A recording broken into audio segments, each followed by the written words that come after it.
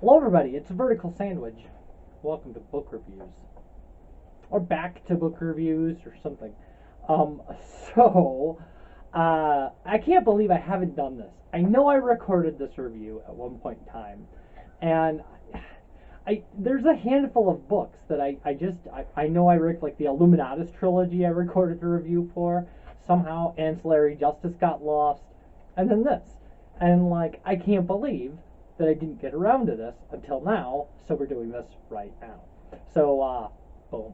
Like, I know you can't see because there's like this half price books thing here, and it has George Clooney on the front, and it shouldn't.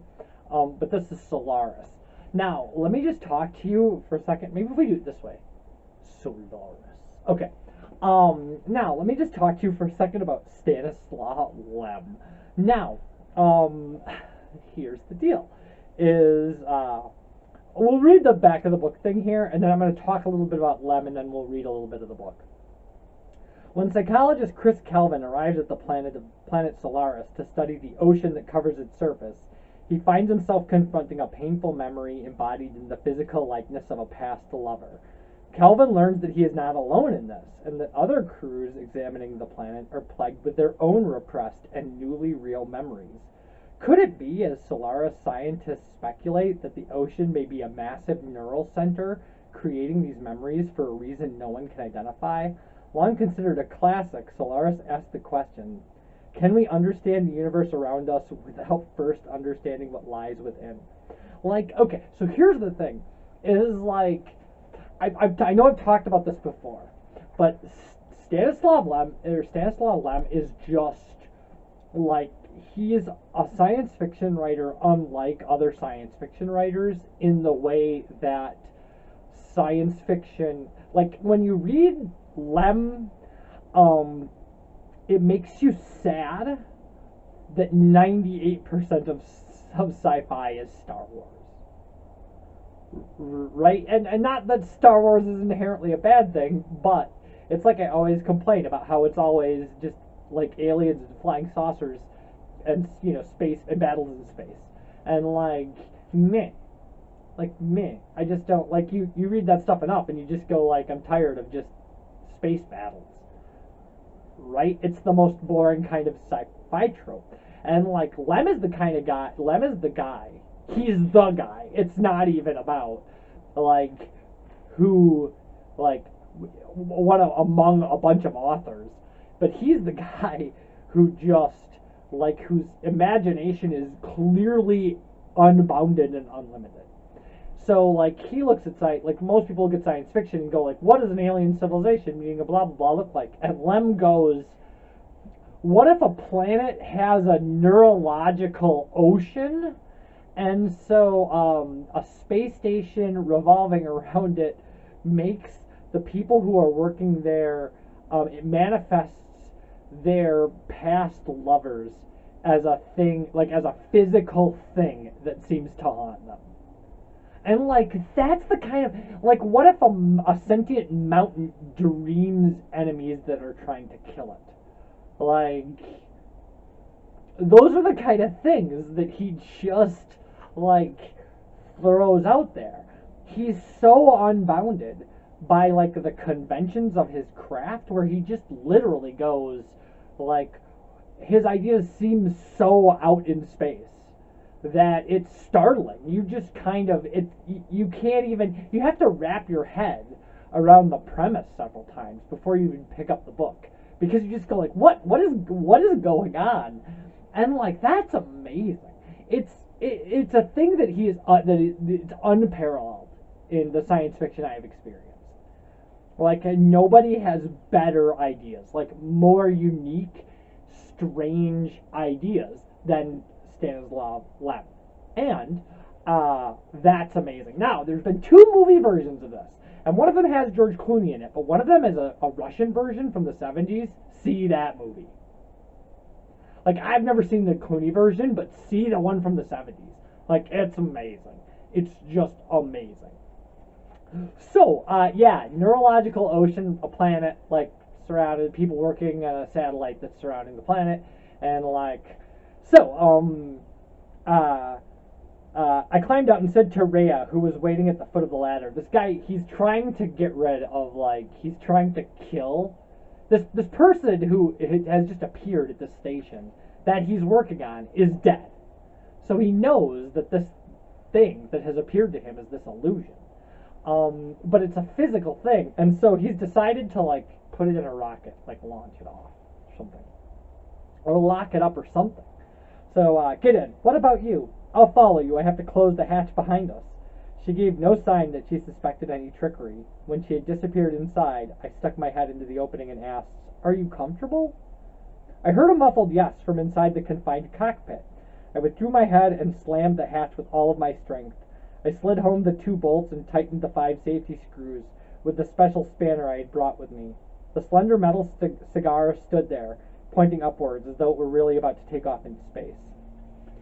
Its captive was in no danger. The oxygen tanks were full, and there were food supplies in the cockpit. In any case, I did not intend to keep her prisoner indefinitely. I desperately needed 2 hours of freedom in order to concentrate on the decisions which had to be taken and to work out a joint plan of action with Snow. So apparently he's not trying to kill her. It's been a while since I've read this.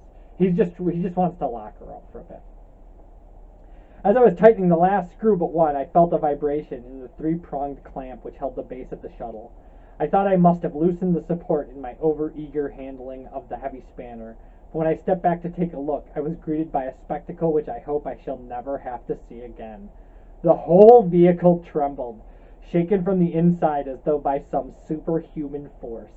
Not even a steel robot could have imparted such a convulsive tremor to an 8-ton mass, and yet the cabin contained only a frail, dark-haired girl.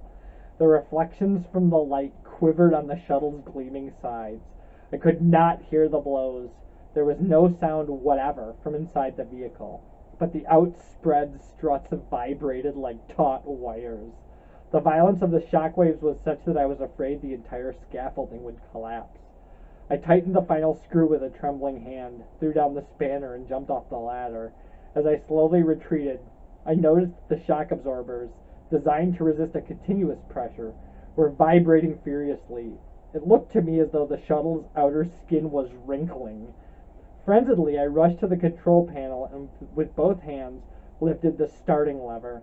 As I did so, the intercom connected to the shuttle's interior gave out a piercing sound, not a cry, but a sound which bore not the slightest resemblance to the human voice, in which I could nevertheless just make out my name, repeated over and over again. Chris!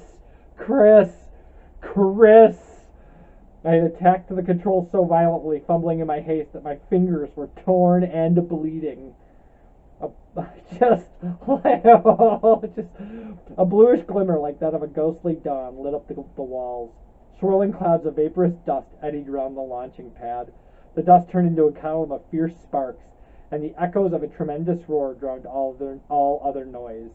3 flames, merging instantly into a single pillar of fire, lifted the craft, which rose up through the open hatch in the dome, leaving behind a glowing trail which rippled as it gradually subsided. Shutters slid over the hatch, and the automatic ventilators began to suck in the acrid smoke which billowed round the room. It was only later that I remembered all these details. At the time, I hardly knew what I was seeing. Clinging to the control panel, the fierce heat burning my face and singeing my hair, I gulped the acrid air, which smelt of a mixture of burning fuel and the ozone given off by ionization. I had instinctively closed my eyes at the moment of liftoff, but the glare had penetrated my eyelids. For some time I saw nothing but black, red, and gold spirals, which slowly died away. The ventilators continued to hum. The smoke and the dust were gradually clearing. The green glow of the radar screen caught my eye. My hands flew across its controls as I began to search for the shuttle. By the time I had located it, it was already flying above the atmosphere. I had never launched a vehicle in such a blind and unthinking way, with no preset speed or direction. I did not even know its range and was afraid of causing some unpredictable disaster. I judged that the easiest thing to do would be to place it in a stationary orbit around Solaris and then cut the engines. I verified from the tables that the required altitude was 725 miles. It was no guarantee, of course, but I could see no other way out. I did not have the heart to switch on the intercom, which had been disconnected at liftoff. I could not bear to expose myself again to the sound of that horrifying voice, which was no longer even remotely human. I felt I was justified in thinking that I had defeated the simulacra, and that behind the illusion, contrary to all expectations, I had found the real Rhea again, the Rhea of my memories, whom the hypothesis of madness would have destroyed. At 1 o'clock, I left the hangar deck. Like, Lem is an artist, right? I mean, like, writers are artists. Writers are artists. Vonnegut once said about writers that that it's a thing about control for them, is that they know that they can't do anything to help the world, but they can make this one blank page be whatever they want it to be. And I love that. But Lem is, I mean, this is just literature, right? It's just literature. It's just beautiful literature. And the fact that Lem is such a wingnut when it comes to premises really doesn't change the fact that he really wants to cut the human condition to the bone. Like, that's his goal, is he wants to tell you something about the idea of being human. And I mean, I don't know what you can say other than the fact that, like, mission accomplished. Like, he's just amazing at what he does. He's just so, and like I said, the thing about Lem is that when you read his work, it's so unlike anything else you read that you just kind of you literally. I mean, I literally have to stop and just think about why it doesn't make any sense to me that, like, clearly people are capable of generating ideas like this, and maybe it says something about the marketability of science fiction, or the kind of things that people want to read, that, you know, so much of science fiction does kind of fit into such a mold, and then Lem's work stands out as so extraordinary. And it does. It does. It's just extraordinary writing. It's that kind of thing. Like, very rarely am I surprised by a work of science fiction in the way that, like, Lem surprises me. Like, and I'm not saying we review a lot of good books, like a lot of really good books, and some of those books are good because their characters are good, and some of those books are good because their ideas are good, and some of those books are good because they're just good, and some of those books are just good because, you know, they just tell you interesting things, or they ask you interesting questions. And there's a lot of different ways a book can be good, but Lem's books are good because Lem is just a genius, and he's a genius who just gets it. Like, he just gets it. He just goes, you know, that the voyage to the moon or whatever is the least interesting part of science fiction, right? The interesting part of science fiction is that it could be about anything, like literally anything. You know, like, and you don't see a lot of that. You see a lot of, and I know I rag on this book so much, but you see a lot of Down Below Station, which is like the most boring kind of cookie cutter science fiction. Like, a lot of that. And it's like everybody read Herbert's Dune and went like, let's write that, or everybody read, you know, or everybody watched Star Trek. It was like, I shouldn't say that, because Star Trek probably is not the origin of those kind of ideas. And just went like, yeah, photon torpedoes, like, whereas Lem just went like, what if planets could think? And then wrote an amazing novel about it. And I love that. I love it. I love it. And like I said, the real tragedy for me is that more stuff isn't like Lem's stuff. Not in the way that it's written, or not, but in the way that it's conceived. In the ideas that it starts with. Like, not the ideas about, you know, like, let's write about diamond mining in the core of Jupiter, which is an interesting concept. Actually, it's a more interesting concept that I wanted to throw out. But, like, you know, let's write about, I don't even know, like,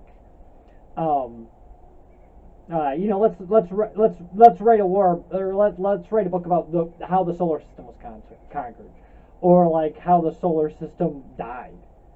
And like, yeah, okay, fine, but like, we have that book already, right? We do. So like, yeah, Neurological Planet. Or I use a lot of examples from Mortal Engines, which is a collection of his short stories, and it's amazing. Like, they're just amazing. They're just all amazing. Like, every one of them. Because they're so strange. They literally are about, like, sentient mountains dreaming people into existence. and you're like, what is going on here? Like, and I don't know what else I can say about this except for the fact that like the quality of Lem's ideas is so startling that it justifies him being considered a science fiction genius on their own, but he also happens to be an amazing writer, which makes it just so much better. And so yeah, I mean, so like read this, see the movie, the Russian movie from the 70s, and read other Lem stuff because it's good stuff. And when we come back, we'll be talking about something completely different than this, and I'll see you for that. Bye, everybody.